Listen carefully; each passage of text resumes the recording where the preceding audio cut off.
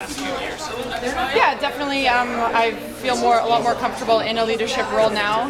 Not only with my understanding of the game, with my experience, but just obviously age and just being around. And I think for me, it's to take that seriously and do what I can to be a leader, but at the same time, just continue to focus on me and do what I need to do to lead with my actions and with my performances.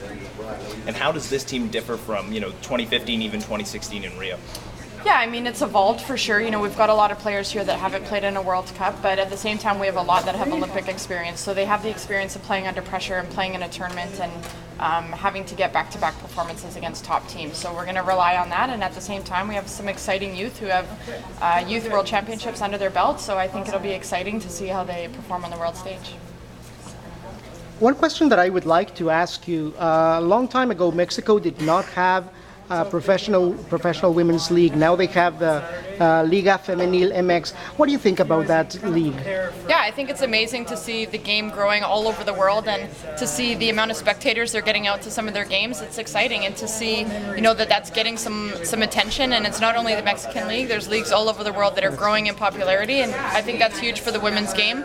The more that those leagues can step up and get that attention and get the attention that the women's game deserves, I think it's only going to benefit the entire world. And especially world. The support for the fans as well. For sure, it's huge. Excellent.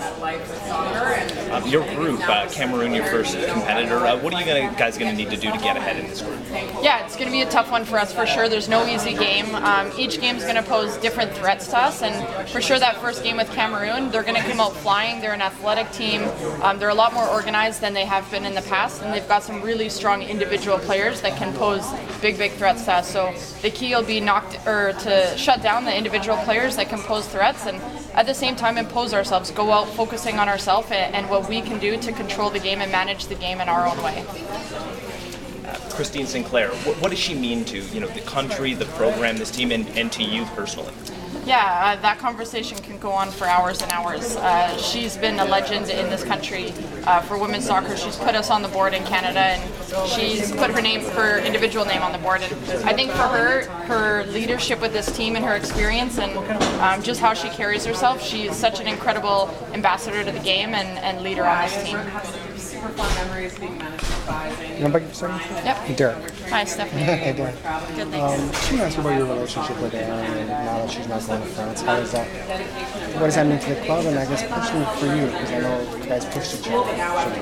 Yeah, for sure. It's definitely difficult. She's a big leader on this team, a big face on this team, and her experience goes a long way.